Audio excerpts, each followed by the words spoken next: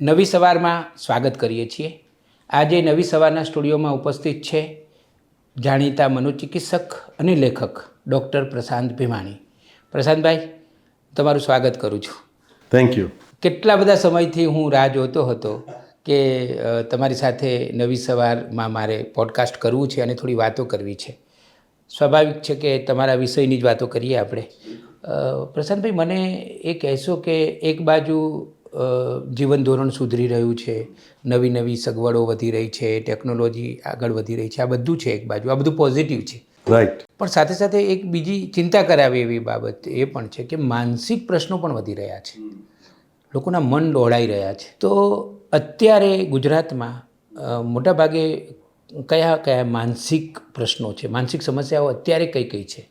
Rameshbhai, as a psychologist અમારું જે observation ક્લિનિકની અંદર એટલે પ્રેક્ટિસ દરમિયાન અને સોશિયલ ઓબ્ઝર્વેશન એવું કહે છે કે અત્યારે એન્ઝાયટીની સમસ્યાઓ સૌથી વધારે છે.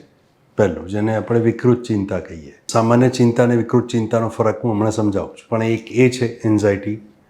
ડિપ્રેશન બહુ જ જબરજસ્ત રીતે વધ્યું છે. એની સાથે સાથે બીજા જે ડિઝોર્ડર્સ છે, જેમ કે બાયપોલર મૂડ ડિઝોર્ડર છે, પર્સનાલિટી ડિઝોર્ડર્સ છે, પછી ઇટિંગ ડિઝોર્ડર્સ છે, પછી સ્ક્રિઝોફેનિયા છે, પછી કન્વર્ઝન ડિઝોર્ડર છે. આ બધું આપણે વાત કરીએ આ શું શું છે.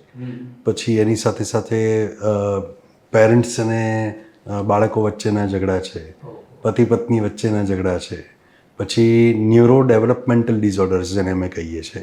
એટલે બાળકોના વિકાસમાં જે કંઈ પણ મુશ્કેલીઓ આવતી હોય એ બધા ડિઝોર્ડર્સ છે. પછી ADHD જે છે, જેમ કે attention deficit hyper activity disorder, conduct disorder, આ બધા બાળકોને ચાઇલ્ડહુડ ડિઝોર્ડર્સ છે અમુક. એ બધા એવા અનેક બધા છે જે અત્યારે ખૂબ વધી રહ્યા છે. એમાં સૌથી વધારે જો મારે કોઈ કહેવું હોય તો એન્ઝાયટી અને ડિપ્રેશન, અને ત્રીજું સૌથી મહત્ત્વનું જે અત્યારે છે એ છે સ્ક્રીન એડિક્શન. આ સૌથી વધારે પ્રિવિલન્ટ એટલે વ્યાપક થઈ રહ્યા છે. એટલે અત્યારે જો આપણે જોઈએ તો લગભગ દર ચોથો કે પાંચમો ભારતીય એન્ઝાયટીથી પીડાય છે, એટલે આ વિકૃત ચિંતાથી પીડાય છે. લગભગ દર છઠ્ઠો કે સાતમો ભારતીય ડિપ્રેશનથી પીડાય છે. એટલે આ બહુ જ ખતરનાક રીતે લોકોમાં વધતું જાય છે.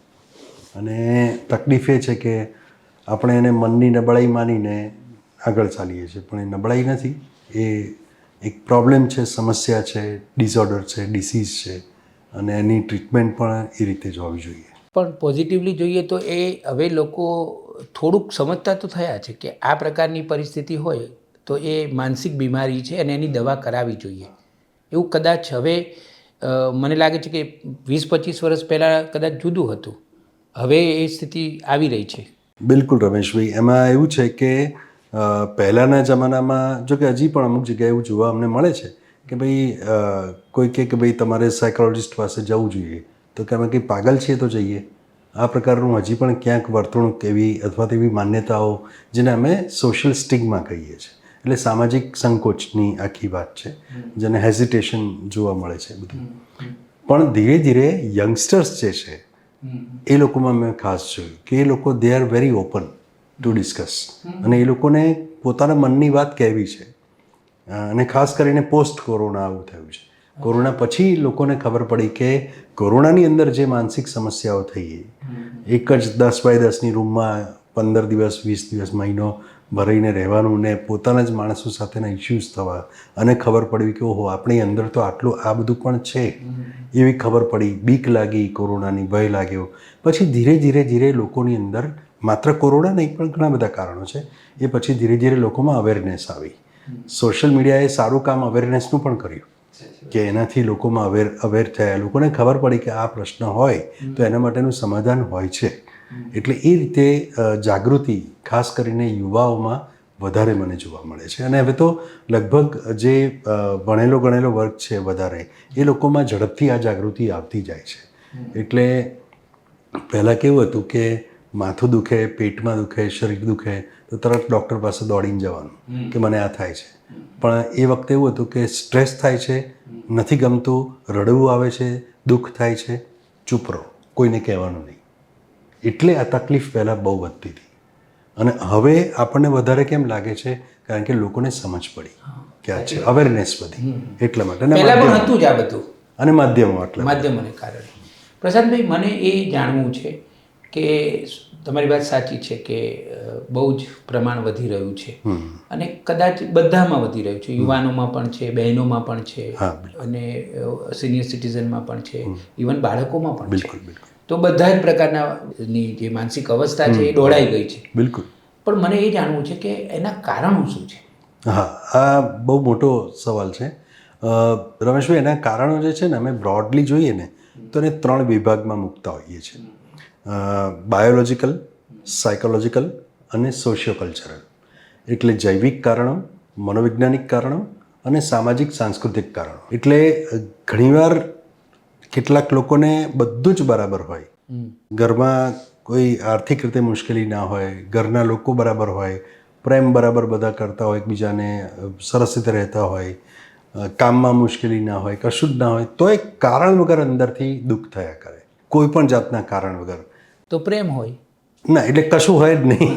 મોટાભાગે હા, એ મોટાભાગે તો પ્રેમનો ભાવ અને પ્રેમનો અભાવ, હા, એમાં બંને દોડી નાખતા હોય છે.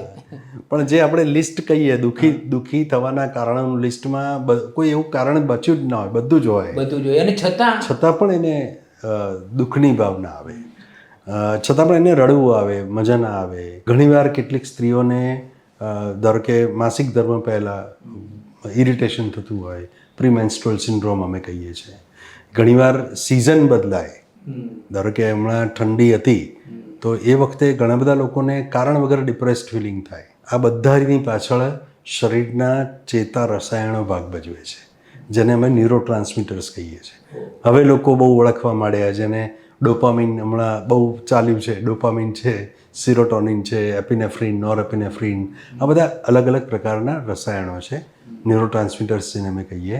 આ ચેતા રસાયણોના પ્રમાણમાં ઘટાડો અથવા વધઘટ થવાના કારણે કોઈ પણ દેખીતા કારણ વગર વ્યક્તિને અંદર એની અસર અનુભવાય અને વર્તનમાં અસર અનુભવાય. ઊંઘ એકદમ જ ના આવે, કારણ કે અમુક મેલાટોનિન જે છે એ ઝરવાનું ઓછું થઈ જાય શરીરમાંથી. કદાચ કોઈ બીજા રોગની દવાઓ લેતા હોય અને એની આડઅસર થઈ હોય તો પણ એવું થાય. કદાચ મગજની રચનામાં કોઈક ફેરફાર થયો હોય તો પણ આવું થાય. ઓર્ગેનિક, જેને અમે કારણ કહીએ છીએ, ઓર્ગેનિક કારણ એટલે શરીરની અંદર કોઈ તકલીફ થઈ હોય એના લીધે એને વર્તનની સમસ્યાઓ થઈ શકે.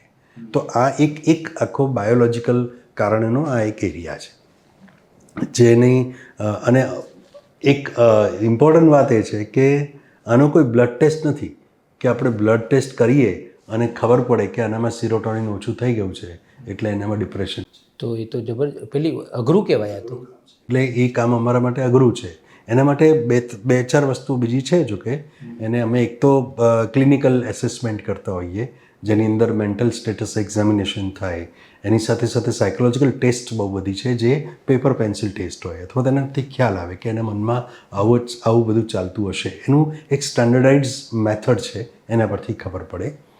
આ એક વાત આપણે બાયોલોજિકલ કરી. બીજી સાયકોલોજીકલ વાત કરી. ઉછેરની પ્રક્રિયા દરમિયાન કેટલાક બાળકોની અંદર જ પેસિમિઝમ મૂકવામાં આવ્યું હોય કે નિરાશાવાદ મૂકવામાં આવ્યો હોય. એણે નાનપણથી જ ઝઘડા જોયા છે, મા બાપને ઝઘડતા જોયા છે. એણે નાનપણથી જ મા બાપને જુઠ્ઠું બોલતા જોયા છે. એને નાનપણથી જ એણે પોતાના ઘરમાં એક વ્યક્તિ બીજી વ્યક્તિને છેતરે એવું એણે જોયું છે, અથવા હિંસાનું વાતાવરણ જોયું છે, અથવા એના ટીચરે કંઈક કર્યું છે, અથવા એના ભાઈબંધો એનું બુલિંગ કર્યું છે. આ બહુ મોટી વાત છે. આપણે કદાચ અત્યારે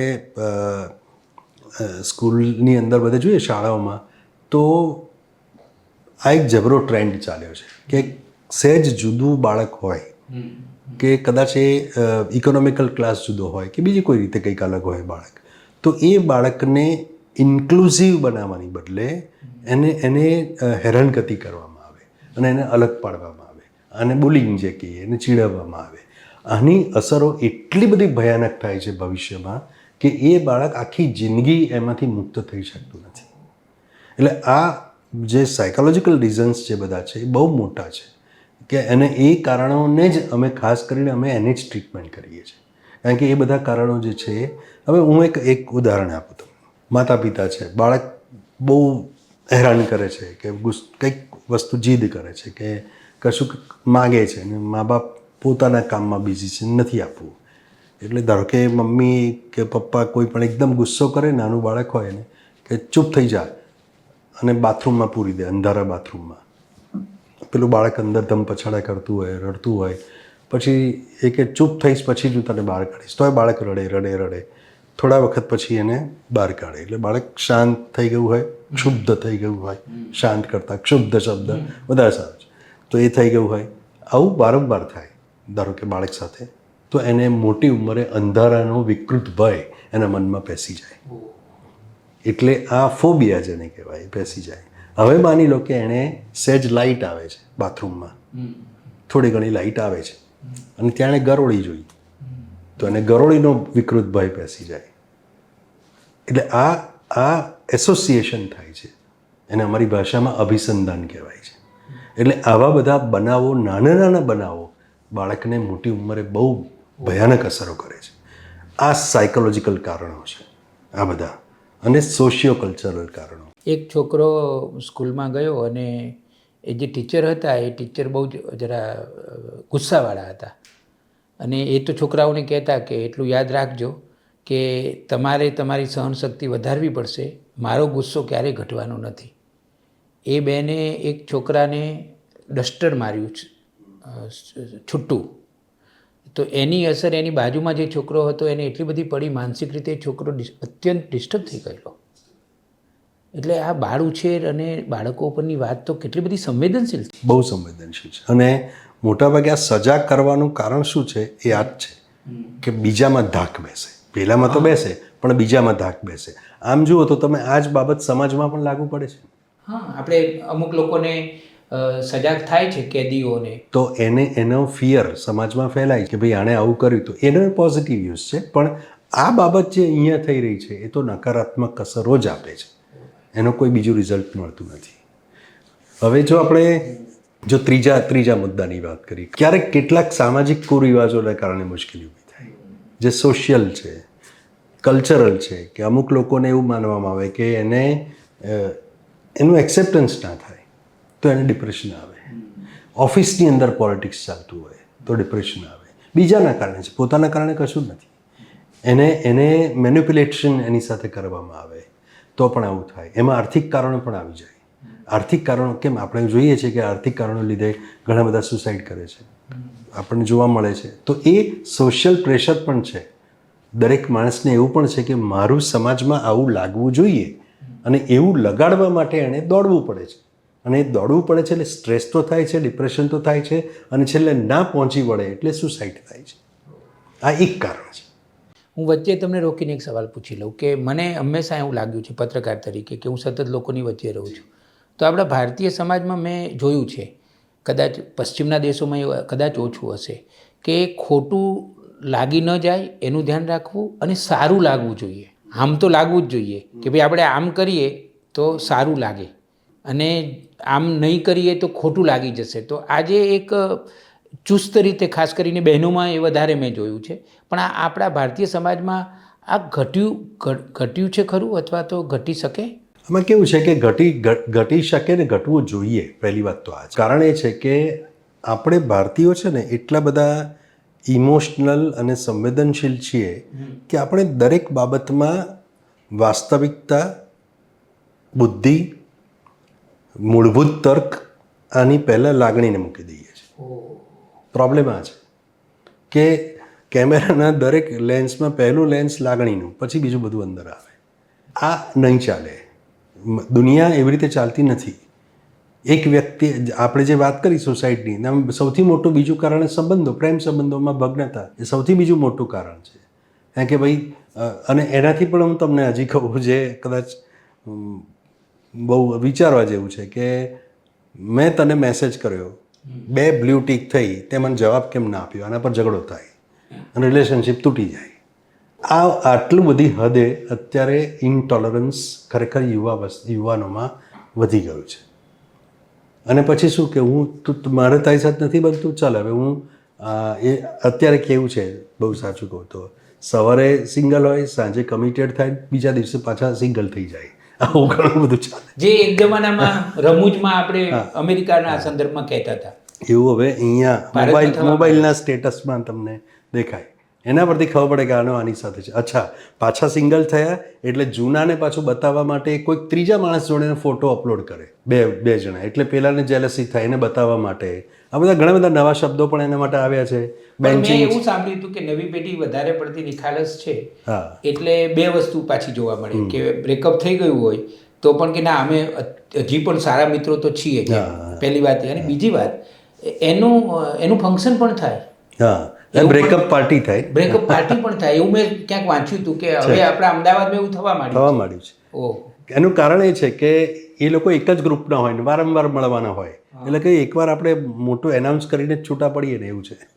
અને બીજી વાત એ છે કે અત્યારે નવા જે શબ્દો આવ્યા છે, સિચ્યુએશનશીપ છે, બેન્ચિંગ છે, બ્રેડ ક્રમ્બિંગ છે, આ બધા શબ્દો અલગ અલગ છે જેના મોટાભાગનાને એના અર્થો મોટાઓને તો ખબર જ નથી હોતા. પણ એ બધા બરાબર છે. પણ મારે મુખ્ય વાત જે કરવી છે એ છે કે રિલેશનશિપના ઇશ્યુઝના કારણે વ્યક્તિ પોતાનો જીવ ગુમાવી દે એટલી હદ સુધી પોતે ઇન્વોલ્વ થઈ જતું હોય છે. અને આ બધી બાબતો જે છે એ બહુ ખતરનાક છે, કારણ કે એમાં એટલું બધી એની ગ્રેવિટી કે એનું મહત્ત્વ હોતું નથી જેટલું એટલા ટીનેજર્સ કે યુવાનો સમજી બેસે છે. આ એક છે. અને એનાથી પણ મોટું જો કોઈ હોય સામાજિક દ્રષ્ટિએ, સાંસ્કૃતિક દ્રષ્ટિએ કોઈ પ્રોબ્લેમ હોય તો એ છે અંધશ્રદ્ધા. અંધશ્રદ્ધાના લીધે પણ એટલી બધી મુશ્કેલીઓ ઊભી થાય છે. આપણે જોયું કોઈક જગ્યાએ કે કોઈક પૂજા કરવામાં પોતાની જાતને મારી નાખ્યા, અને આ બધું કેટલું બધું જોઈએ છે. બીજાને નુકસાન કરે, આ બધી બાબતોથી સમાજને ખરેખર નુકસાન થઈ રહ્યું છે. એટલે આ પણ એક એવું કારણ છે જેના કારણે સાયકોલોજીકલ ડિસઓર્ડર્સ વધે છે, ઘટતા નથી. અને એ એક કારણની ચર્ચા અમારી ટેક્સ્ટબુકમાં પણ નથી, જે હું કદાચ કરતો હોઉં છું ઘણી બધી વાર. એ કારણ છે પોલિટિકલ સુસાઇડ. એટલે કઈ રીતે કે જયલલિતા મરી જાય તો બીજા 2 જણ મરી જાય. કેમ તો કે જયલલિતા અમારા નેતા ગુજરી ગયા એટલે મારે જીવવાનો અધિકાર નથી હવે, એટલે મારે જીવવું નથી. આવું પણ થયું છે. તમે જો સાઉથમાં નેતાઓ, અભિનેતાઓ મરી જાય એની પાછળ ઘણા લોકો પોતે જીવ આપી દે. હવે એમાં કોઈ જ બીજું કારણ ના હોય, પણ એનું તાદાત્મ્ય એવું હોય, એનું આઈડેન્ટિફિકેશન એટલું સ્ટ્રોંગ હોય કે વ્યક્તિ આવું કરી બેસે. એટલે આ કારણ કોઈ ટેક્સ્ટબુકમાં નથી કોઈ જગ્યાએ, પણ આ મારું ઓબ્ઝર્વેશન છે કે આ કારણો ઘણા બધા છે. ઘણા બધા કારણો. પ્રશાંતભાઈ, હમણાં ગુજરાતની જ ઘટના છે કે એક 5મા ધોરણમાં ભણતી દીકરી એના બોયફ્રેન્ડ સાથે ભાગી ગઈ. 10-11 વર્ષની છોકરી ભાગી ગઈ. તો આ કયો સમાજ અને આ કેવું મન? આ જે છે આવે છે બધું સ્ક્રીનમાંથી આવે છે, સ્ક્રીનમાંથી જ આવે છે. કારણ કે કદાચ 5મા ધોરણમાં ભણતી છોકરીને પ્રેમનો વાસ્તવિક ખ્યાલ કદાચ ના જ હોય, ઓબ્વિયસ છે. પણ ઘણીવાર દેખાદેખીમાં એ તો બહુ જ ચાલે છે કે એક વ્યક્તિ કે ભાઈ મારી બહેનપણી છે એને પેલો બોયફ્રેન્ડ છે તો મને નથી, એટલે એને નીચા જોયું લાગે કે ભાઈ નથી, મારે જોઈએ છે એમ. આ પ્રકારની એક આખું દેખાદેખીનું વર્તન ચાલ્યું છે. અને બીજું કે આ બધી જ બાબતો અત્યારે સ્ક્રીનની અંદરથી જે મળે છે એ બહુ ખતરનાક બાબતો મળે છે. એમાં બહુ જ વિવેક રાખવાની જરૂર છે. અને આ વિવેક માતા પિતાએ બાળકોને શીખવાડવાની જરૂર છે. અને રમેશભાઈ, હું આપને એક વાત કહું કે અમે છે ને એક શબ્દ વાપરીએ છીએ જેને કહેવાય કે સોશિયલ મીડિયાનો સારાસાર વિવેક. એ બહુ જરૂરી છે કે આપણે સોશિયલ મીડિયા પર, તમે બહુ સરસ મૂકો છો, તમે પોઝિટિવ મીડિયા, નામ જ પોઝિટિવ મીડિયા છે, કારણ કે એની અસર પોઝિટિવ થાય છે લોકો પર. હું મારું ઓબ્ઝર્વેશન કહું છું તમને, અને બહુ તટસ્થ રીતે, તમે મિત્ર તરીકે હું નથી કહેતો, બહુ તટસ્થ રીતે કહું છું. It is a very big thing, very big help to the society કે તમે સારી વાતને વધારે સારી રીતે રજૂ કરો છો. તો આનો અસર થાય છે. હવે તમે જુઓ કે કોઈ પણ વ્યક્તિ નકારાત્મક બાબતો જ જોયા કરે, એ જ સાંભળ્યા કરે, એ જ સ્ટોરીઝ બધી જુએ, એ જ હિંસાત્મક બધી ગેમ્સ રમે, વિડીયો ગેમ, એટલે મનની અંદર હિંસા જે છે એ છવાયેલી રહે. અને છોકરાઓ, ઘણીવાર સુરતના જ 1-2 કિસ્સામાં એવું છે કે એક યંગ છોકરી હતી, ટીનેજર, કે છોકરો તો મને બહુ યાદ નથી, પણ એના પપ્પાએ મોબાઈલ માગ્યો ને પેલી કંઈક પબજી કે એવી કોઈ ગેમ રમતું હતું બાળક, માગ્યો ને એને ફાધરને મારી નાખ્યા. આટલી હદ સુધીનું થઈ ઘટના. ગુજરાતમાં બનવા માંડ્યું છે. હવે આ કેટલી હદ સુધીનું, એ વચ્ચે એક એવું નીકળ્યું હતું, જો હું આપને કહું તો એક ગેમ એવી નીકળી હતી જેનું નામ છે બ્લુ વેલ, બહુ ફેમસ થયું હતું. તેની અંદર જેમ જેમ તમારા સ્ટેપ આગળ વધે એમ અહીંયા હાથ ઉપર કાપો મારવાની, કાપો મારતા જાઓ, છેલ્લું એટલી મોટી ચેલેન્જ આવે કે એમાં પોતાનો કે બીજાનો જીવ લઈ લેવાનો, એવી ચેલેન્જ આવે. Oh my God. કોઈક રશિયન છોકરાએ આ ડિઝાઇન કરી હતી આખી ગેમને. એટલે એ સાયકોલોજીકલી જ એની પર અસર પાડવાની વાત છે, કારણ કે આ મોબાઈલ છે એ એક સીધી અસર કરનાર એક એલિમેન્ટ થઈ ગયું છે, અને એટલા માટે એ બહુ ખતરનાક છે. ફ્યુચર આપણે એનાથી મુક્ત નહીં થઈ શકીએ, તો એની સાથે કેવી રીતે કામ પાર પાડવું એ બહુ મોટી બાબત છે. પ્રશાંતભાઈ, મારે એક સવાલ તમને એ પૂછવો છે કે બાળકો, અને હમણાં ઓસ્ટ્રેલિયાએ પણ સોશિયલ મીડિયા ઉપર પ્રતિબંધ મૂક્યો, થોડો સમય પહેલાં બ્રિટને પણ એ કર્યું હતું. ઢીંગલીગર નામની એક સંસ્થા છે, ત્યાંથી મને ખબર પડી કે એમના ત્યાં એક બાળક નાનું આવતું હતું, એની બંને આંખો આમ ત્રાંસી થઈ ગઈ, ઊંડી જતી રહી. હવે એના માતા પિતા બંને ડૉક્ટર, પણ એટલા બધા વ્યસ્ત કે ટાઈમ ના આપી શકે એટલે મોબાઈલ આપે. આ એક નવી ફેશન છે કે બાળકને સમય ના આપી શકો તો મોબાઈલ આપી દો. ઓકે, તો એને કારણે મને ખબર પડી ત્યારે મેં બરાબર તપાસ કરીને એના વિશે એક લેખ લખ્યો, અને મેં તો એમને એમ વોટ્સઅપ પર લેખ લખ્યો, પણ કોઈકે વળી એક બહુ જ જબરજસ્ત ફોટો અંદર નાખીને એને વાયરલ કર્યો, અને એ ફોટો એવો હતો કે ડરી જવાય, આમ એવી આંખો આમ થઈ ગઈ હતી ને. પછી 1 મહિના સુધી મારા ઉપર આખા ગુજરાતમાંથી ફોન આવ્યા. તો ઘણી બધી મમ્મીઓ મને ફરિયાદ કરતી હતી કે અમારા બાળકો માનતા જ નથી, અને ઘણી મમ્મીઓએ તો મને એમના બાળકો સાથે ટેણિયાઓ સાથે વાત પણ કરાવી. તમે જરા વાત કરો ને. તો એક ટેણિયાએ મને ફોન લીધો, મેં કહ્યું કે બેટા જો, આ પહેલાં તો એણે મને નાનકડો 7 વર્ષનો છોકરો મને ફોન ઉપર કહી રહ્યો છે કે અંકલ તમે કોને બનાવો છો, આ ખરેખર બન્યું જ છે, એની સાબિતી શું? એટલે પછી મેં એને સમજાવ્યું કે બેટા જો, ખરેખર આ સાચું બન્યું છે, આ ગપ્પા નથી. પછી પણ આ ટેણિયું કેટલું જબરું છે, એ મને એમ કહે છે કે કોઈ એકમાં બન્યું હોય એટલે બધે બને એવું તમે કેવી રીતે કહી શકો? એટલે એક બાજુ સ્માર્ટનેસ ડિજિટલ પેઢીની, અને બીજી બાજુ છોકરાઓ, એટલે આ છોકરાઓને નિયંત્રિત કરવા હોય સોશિયલ મીડિયાથી કે આની જોખમી અસરોથી, તો કોઈ રસ્તો છે ખરો? હા, એનો રસ્તો છે, થોડો લાંબો છે પણ એ શક્ય છે. સૌથી ઇમ્પોર્ટન્ટ વાત એ છે કે નાનું બાળક હોય અને મમ્મી પપ્પા બાળક જમે નહીં એટલે જમાડવા માટે થઈને મોબાઈલ બતાવે, લગભગ એવું તો જોયું જ છે. એને જમાડતા જાય, મોબાઈલ પેલું બાળક મોબાઈલમાં જોતું હોય, મમ્મી જમાડે, મમ્મીને એમ થાય કે આટલો ખોરાક એના પેટમાં ગયો, આટલો ખોરાક એટલે એ તો રાજી થાય, મમ્મીને મજા આવે છે કે મારું બાળક આટલું બધું, એ બાને જમ્યું તો ખરું. બાળકને પણ ખબર નથી કેટલું જમ્યો, બાળકની ભૂખ સાથે એને લેવા દેવા નથી, એટલે પ્રમાણ જે ગમે, મમ્મીને એવું થાય કે આટલું મારે જમાડવું છે, અને એ પાછું મમ્મીએ ક્યાંક વાંચ્યું હોય, કોઈ સાઇટ ઉપર વાંચ્યું હોય કે કોઈકની પાસે કર્ણોપકર્ણ સાંભળી લીધું હોય કે આવું કરવાનું, એટલે એ પણ ખબર નથી હજુ. ઘણીવાર પ્રોબ્લેમ આ પણ થાય છે. હવે મારું બાળક ભૂખ્યું ના રહેવું જોઈએ, એને દિવસમાં 3 ટાઈમ જમવાનું આપવું જ જોઈએ. દરેક મમ્મીને ઈચ્છા હોય કે જમી લે બાળક, પણ આ જમાડવા માટે મોબાઈલ જે છે એ આપે છે, ત્યારે શું થાય છે હું તમને કહું. જ્યારે ભૂખ લાગે ત્યારે મોબાઈલ પછી બાળકને જોઈએ જ. આ વાત મમ્મીઓ સમજતી નથી. એ વખતે પહેલાં કેવું હતું કે જ્યારે કદાચ આપણે નાના હતા ત્યારે આપણે ના જમીએ તો મમ્મી વાર્તા કહીને આપણને જમાડે, એટલે વાતચીત કરે, બોલે અને કમ્યુનિકેટ કરે. બાળક પણ કહે, અથવા તો ઘણા લોકો એમ કે જમતી વખતે બોલાય નહીં, કશું કરાય નહીં, માત્ર જમવામાં ધ્યાન આપો, આવું પણ કહેતા. મને યાદ છે કે કોળીઓ આપણી મમ્મી ખવડાવે, દરેકનો કોળીઓ, એટલે ઘરના એક સભ્યનું નામ બોલતે જાય અને કે આ દાદાનો કોળીઓ, એમ કરીને. એટલે એ પણ, એમાં પણ પાછું એક પારિવારિક ભાવના પણ અંદર જોડાતી હતી. બહુ અદ્ભુત વાત હતી. પણ હવે આમાં થયું એવું કે મમ્મીની જવાબદારી એ રીતે ઓછી થઈ ગઈ. એને તો એમ થયું કે આ તો મેજિક બાબત છે, સીધું બાળક જોઈને જમી લે છે, ખબર જ નથી પડતી. પણ પછી એ બાળકને તમે, સાવ નાનો બાળક છે, એને તમે આટલી ગંભીર બાબત આપી દીધી છે. ભલે તમે અંદર કાર્ટૂન અત્યારે બતાવો છો, પણ એ પછી એની ઉંમર પ્રમાણે એને ટેસ્ટ બદલાશે, એમ એનું કન્ટેન્ટ એને બીજું જોઈશે. પછી એ જ્યારે ટીન એજમાં કે મિડલ સ્કૂલમાં આવશે ત્યારે એ બાળકને તમારું કાર્ટૂનની જરૂર જ નથી, અને બીજું બધું જ જોવા જોઈએ. મેં એવા બાળકો જોયા છે કે જે બાળકો રાત્રે 12, 1, 2 વાગ્યા સુધી જાગે અને સૂઈ ગયા હોય ત્યારે હાથમાં તો મોબાઈલ હોય જ, એટલે ચાર્જિંગ એ ચાલુ હોય ને મોબાઈલે હાથમાં એને સૂઈ ગયા હોય. સવારે ઉઠે એટલે બ્રશ કરવા જાય એ પહેલાં મોબાઈલ જુએ, પછી બીજું બધું કામ કરે. પહેલાં મોબાઈલમાં શું છે અત્યારે જોવાનું. હવે આ બાળકોમાં નહીં, ધીરે ધીરે મોટાઓમાં પણ આ હેબિટ આવતી ગઈ છે અને આ ખતરનાક બાબતો છે. એટલે મારો કહેવાનો અર્થ એ છે કે પહેલું તો મમ્મીઓએ આ બંધ કરવું જોઈએ, જમાડવાનું. ત્યાંથી આપણે શરૂ કરીએ કે હવેની પેઢીને કેવી રીતે સાચવવાની. બરાબર. બીજી વસ્તુ કે બાળકને મોબાઈલમાં જે બાબતમાં રસ પડે છે, શું તમે એના કરતાં વધારે રસ બીજે ક્યાંક ક્રિએટ કરી શકો છો?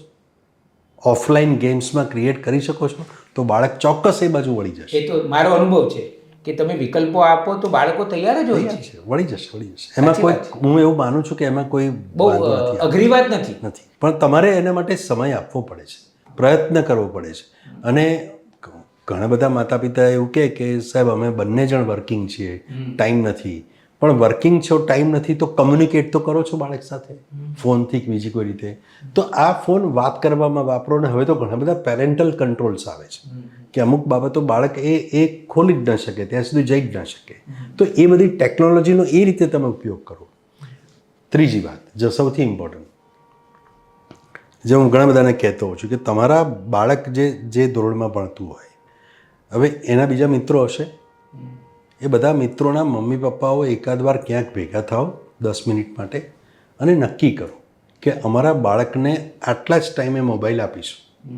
એટલે શું થશે કે પેલું બાળક એવું નહીં કે જો પેલાને તો મોબાઈલ વધારે મળે છે, મને ત્યાં કેમ ના પડે છે. એટલે આ નિયમ જેવું છે, કાયદા જેવું છે કે ભાઈ તમારે સીટ બેલ્ટ પહેરવાનો કાર ચલાવતી તે મારે પહેરવાનો, તમને કંઈ અલગથી કહેવાની જરૂર નથી, તમને ખબર જ છે. એટલે આ નિયમ થઈ જાય ગ્રુપમાં, એટલે બાળકો પર એની વધારે અસર થાય. પ્રશાંતભાઈ, બાળકોના સંદર્ભમાં મારે તમને એક સવાલ કરવો છે કે મમ્મીઓની મોટામાં મોટી ફરિયાદ એ છે કે બાળકો અમારું કહ્યું બિલકુલ માનતા જ નથી, અને આ વાત સાચી પણ છે. તો એનો ઉકેલ શું? એનો વાત એ છે કે મોટાભાગના માતા પિતા છે ને એ બાળકોને આદેશો જ આપતા હોય છે. એવું જરૂરી નથી. તમે એ સિવાયની વાત ન કરી શકો, એમને સામાન્ય વાત ન કરી શકો જેમાં બાળકને તમારામાં રસ પડે. આ બહુ જરૂરી છે.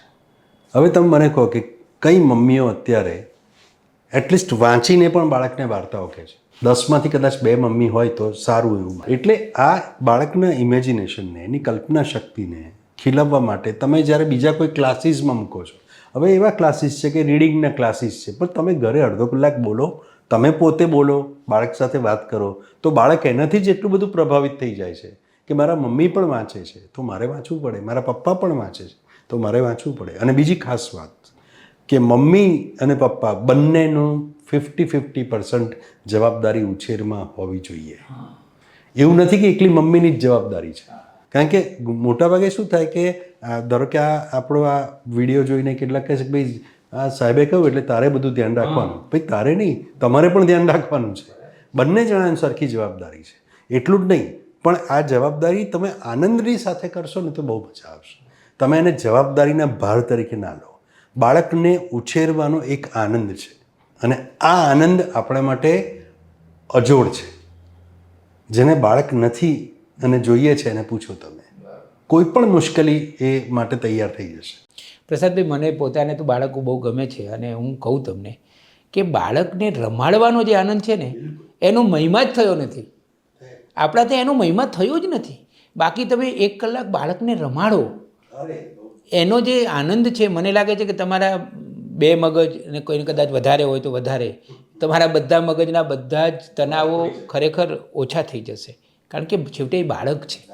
એટલે મને તો ઘણીવાર એવું લાગે કે આ બાળક જેવી આ શ્રેષ્ઠ જે ઉપલબ્ધિ છે, જે ચમત્કાર છે, એને આપણે કેટલું બધું આમ નજરઅંદાજ કરી, એક્સપ્લોર જ નથી કરી આ બધી બાબતોને. અને પહેલાં કરતા હતા, હવે બધું બંધ થઈ ગયું, બધું જ બંધ થઈ ગયું હવે. અને હવે એવું છે કે આ કરવું છે તો એને આ ક્લાસીસમાં મૂકી દો. બધા માટે તમે ક્લાસીસમાં મૂકશો તો બાળક બીજું ભણવા માટે 2 વાર તો ભણવું પડે છે. સ્કૂલમાં જેટલું ભણે એટલું બીજા ટ્યુશનમાં ભણે છે અને બાકીના સમયમાં એને અમુક સ્કિલ ડેવલપ કરવા મૂકી દે છે. તો ફેમિલી સાથેનો ટાઈમ, તમારી સાથેનો ટાઈમ એ ક્યાં છે? મને એવું લાગે છે કે જો બાળકને માતા પિતા પૂરતો સમય આપે અને પૂરતો પ્રેમ આપે તો કદાચ મોટાભાગના પ્રશ્નો. બહુ જ સાચી વાત છે આપની, બહુ સાચી વાત છે રમેશભાઈ, કે અત્યારે માતા પિતા બાળકને સમય આપે છે, પણ કેવી રીતે આપે છે કે ચલો મારે ત્યાં સમય આપવાનો છે, બોલ હવે ત્યાં શું કર્યું આજે, કેવું આટલું. અરે એવું નથી ભાઈ. સમય એટલે એનું કંઈ ટાઇટલ ના હોય. તમે ખાલી ક્વોલિટી ટાઈમ એની સાથે ગાળો, એને વાતો કરો એની સાથે. વાતો કરવામાં જ્યારે કહીએ તો સીધા સવાલો પૂછવા મળે, આજે શું ભણ્યો, કેટલું ભણ્યું, કેટલું આવડ્યું. અરે જુનિયર કેજીની મમ્મીઓ કે પપ્પાઓ જઈને પેલા ટીચરને પૂછે છે કે આને ABCD આવડી કે નહીં. શું જરૂર છે? કોઈ જરૂર નથી, આવડશે. ઇઝી રહો એ બહુ. અરે સાહેબ તમારે તો કહેવું છે પણ આગળ તો બહુ કોમ્પિટિશન છે. પણ તમે એના પર વિશ્વાસ તો રાખો. બાળક એની જાતે એને વિકસવા દો. આપણે અહીંયા સ્ટુડિયોમાં છોડ છે એને હું એમ કહું કે ના મોટો થઈ જાય આમ ખેંચીને તો થવાનું છે. એની જાતે જ તમારી જવાબદારી માત્ર એને સૂર્યપ્રકાશ, ખાતર અને પાણી આપવાની છે. વધારે કશું જ કરવાનું, એની જાતે મોટો થશે. તો આપણું બાળક પણ એની જાતે મોટું થાય છે. એટલે એ આટલી બધી જે પેરેન્ટિંગ એન્ઝાયટીમાંથી મુક્ત થાય એ જરૂર. હવે બાળકોની બહુ વાતો કરી, મારે 2-4 વાતો યુવાનોની કરી લેવી છે. આજકાલના યુવાનો ના પ્રશ્નો અને ખાસ કરીને પ્રેમના સંદર્ભમાં કેવા હોય છે? પ્રેમના સંદર્ભમાં એવું જ છે કે હું તને જેટલો પ્રેમ કરું છું એટલું તું મને નથી કરતી કે નથી કરતો. એટલે આ જે ઇમ્બેલેન્સ જે છે એ ઇમ્બેલેન્સ જે છે ને એ બધી સમસ્યાઓના મૂળમાં છે. જેલસી, ઇનસિક્યોરિટી, નાની નાની બાબતોમાં ઇન્ટોલરન્સ, ઝઘડાઓ અને શંકા, વહેમ, આ બધું બહુ જ અત્યારે બધું વધી ગયું છે. અને ખાસ કરીને વ્યસનો બહુ વધી ગયા યંગસ્ટર્સમાં, એટલે ઝઘડાઓ બહુ વધી ગયા. વ્યસનના કારણે જે સામાજિક નિષેધો હતા કે છે રાધર સામાજિક નિયંત્રણો, નિષેધ તો ના કહેવાય, એ નિયંત્રણો જે છે કે ભાઈ આ બાઉન્ડ્રી છે એમાં રહેવાનું, એ બધા તૂટતા જાય. એટલે બધા ઝઘડાઓ અંદર યંગસ્ટર્સમાં બહુ થવા માંડ્યા. આ બધું બહુ થાય છે અને એના લીધે આ બધા પ્રોબ્લેમ થાય છે. મા બાપ સાથે ના બનતું હોય, ઘરમાં ઝઘડા થયા હોય એટલે બાળક એ અથવા તો જે યુવા છે એ બીજે પ્રેમ શોધવા જાય. અને બહુ મહત્વનું છે, હવે બીજે પ્રેમ શોધવા જાય અને એને પ્રશાંતભાઈ, એ તો ખરું જ કે માણસ માત્ર પ્રેમનો ભૂખ્યો હોય છે. બિલકુલ. એ બાળક હોય કે કિશોર હોય કે કોઈ પણ ઉંમરે એને પ્રેમ જોઈએ જ છે. હવે આજે હું તમને કહું છું કે જે બહાર પ્રેમ શોધવા જાય, હવે થાય છે એવું કે એને પણ એવું જ વ્યક્તિ મળે કે જે બહાર પ્રેમ શોધવા નીકળ્યો. એટલે બંને જણા એસ્કેપિઝમથી કે બીજી કોઈ રીતે બહાર નીકળેલા છે. એટલે આ બધી બાબતો બહુ સાયકોલોજીકલી, અને એના બદલે જો બંને પ્રેમથી ભરેલા હોય ને મળે તો આખી સ્થિતિ જુદી અદ્ભુત, હોય. તો દુનિયા આખી ખરેખર અદ્ભુત થાય. એટલે મારો હજી યુવાનો માટેના પ્રશ્નો જે આપ પૂછો છો એમાં ઘણા બધા પ્રશ્નોમાં આ એક પ્રશ્ન ઇમોશનલ ઇન્ટેલિજન્સનો પ્રશ્ન છે, જેને EQ કહેવાય. IQ બહુ બધામાં હોય છે, બહુ બ્રિલિયન્ટ છોકરાઓ જોવા મળે છે, પણ EQ એટલે ઇમોશનલ કોશન્ટવાળા, એટલે કે બુદ્ધિઆંક બહુ જ વધારે હોય પણ લાગણીનું મેનેજમેન્ટ ના આવડતું હોય, આવા લોકોને મુશ્કેલીઓ સંબંધમાં બહુ જ થાય. જ્યારે અમે ટ્રીટમેન્ટ કે થેરાપી કરતા હોઈએ ત્યારે આનું એ લોકોને ટ્રેનિંગ અને આનું એ લોકોને સમજ આપવા પ્રયાસ કરતા હોઈએ છીએ. 21મી સદીનો પૂર્વાર્ધ ચાલી રહ્યો છે. 2025માં હું તમારો ઇન્ટરવ્યૂ કરી રહ્યો છું. AI સુધી ટેકનોલોજી પહોંચી ગઈ છે, તો બીજી બાજુ મહાકુંભ પણ છે. અધ્યાત્મ, ધર્મ, આ આજનું આખું વિશ્વ છે, જેવું છે તેવું. એમાં પ્રશાંતભાઈ કોઈ વ્યક્તિએ એક સરસ રીતે, સ્વસ્થ રીતે, પ્રસન્નતાથી અને સાચી રીતે જીવવું હોય તો કેવી રીતે જીવી શકાય? એક મોટું સૂત્ર યાદ રાખવાનું કે જે વ્યક્તિની અપેક્ષાઓ અને વાસ્તવિકતાઓ વચ્ચેનું અંતર જેટલું ઓછું હશે ને એટલું વધારે સુખી હશે. બીજું, તમે શરીરને અવગણો નહીં. શરીરનું સ્વાસ્થ્ય બહુ જરૂરી છે. એટલે રોજે પોણો કલાક ચાલવાનું અથવા વ્યાયામ કસરત કરવી કમ્પલસરી જરૂરી છે અત્યારના ટાઈમમાં. બીજું કે મોબાઈલ તમારા માટે છે, તમે મોબાઈલ માટે નથી. એટલે કેટલોક સમય તમે મોબાઈલ ફ્રી રાખો, એ તમારી હેલ્થ માટે જરૂરી છે. બીજું, તમારી પાસે શક્ય હોય તો તમે યોગ, પ્રાણાયામ, આ બધી વસ્તુઓને તમારા જીવનમાં અનિવાર્યપણે સ્થાન આપો. યોગ એ અદ્ભુત ઘટના છે જેનું હજુ લોકોએ એને ખબર નથી પડી. યોગ એ માત્ર અંગ કસરત નથી, એ સંપૂર્ણ ચિકિત્સા પદ્ધતિ છે. એટલે કઈ રીતે, એટલીસ્ટ માનસિક કક્ષાએ છે, એક્સેપ્ટ અમુક રોગોને બાદ કરતાં બહુ બધી રીતે એ ઉપયોગી થાય છે. એટલે એનાથી જે ડેવલપમેન્ટ વ્યક્તિનું આંતરિક જે થાય છે એમાં ઇમોશનલ ડેવલપમેન્ટ અને સ્પિરિચ્યુઅલ સુધીનું એ આપણે જાણીએ છીએ. ભારતનો આ અદ્ભુત પરંપરા અને શોધ છે. આ એક વાત. બીજું કે જે લોકો શું કરી શકે, તો કે તમારે સારા મિત્રો હોવા જોઈએ. તમારે મનની વાત કોઈને કહી શકો એવા માણસો તમારી આજુબાજુ હોવા જોઈએ. અને બીજાની વાત તમે સાંભળી શકો એટલી તમારી અંદર ઓપનનેસ હોવી જોઈએ. અને એને ક્રિટિસાઇઝ ના કરો. એને સાંભળો. માણસ છે, એની અંદર ભૂલ હોઈ શકે, માણસ છે, ભૂલ કરે જ છે, પણ તમે એના થઈને રહો, તમે એની સાથે વિશ્વાસનો સંબંધ કાયમ કરીને રહો. આ બહુ જરૂરી છે. આટલું કરશો તો જીવનમાં બહુ બધું એટલું જેટલું ધારીએ છે એટલું જીવન સિરિયસ નથી. કેટલી સરસ વાત. તમે કેટલો બધો એક સુંદર સ્વસ્થ જીવન જીવવા માટેની કેટલી બધી ચાવીઓ, મને એવું લાગે છે કે એક મોટો ચાવીઓનો જોડો આજે નવી સવારના પ્રેક્ષકોને મળી ગયો છે. અને મારી પણ એ જે અપેક્ષા હતી કે પ્રશાંતભાઈ જ્યારે આવશે ત્યારે એમની પાસેથી જે ચાવીઓનો જુડો છે એ લઈ લઈશું, અને એમણે એ જ જુડો આજે આપણા બધાને આપ્યો પણ ખરો. મિત્રો, છેલ્લે હું એટલું જ કહીશ કે આ બધી વાતો સાંભળ્યા પછી છેવટે તો આપણે હંમેશા એ જ યાદ રાખવાનું છે કે આપણી પાસે એક સરસ શરીર છે અને એક સરસ જીવન છે. એ બંને અજબ પણ છે અને ગજબ પણ છે. તો આપણા બધાની પહેલી અને એકમાત્ર ફરજ એ જ છે કે એક સુંદર જીવન જીવીએ, સ્વસ્થ જીવન જીવીએ. અને આ અમારી મુલાકાત તમને એ સ્વસ્થ જીવન તરફ લઈ જશે એવી પાકી શ્રદ્ધા મને છે. પ્રશાંત સર, તમે આવ્યા અને આટલી સરસ વાતો અમારી સાથે વહેંચી એ માટે તમારો આભાર માનું છું. રમેશભાઈ, ખૂબ આનંદ આવ્યો આપની સાથે નવી સવારમાં, અને હું એવું ઈચ્છું છું કે આપણા દર્શકોનું દરેક પ્રભાત પ્રભાવશાળી રહે, આનંદમય રહે, અને વધારે લોકો ખુશહાલ રહે એવી મારી ઈચ્છા છે. Thank you.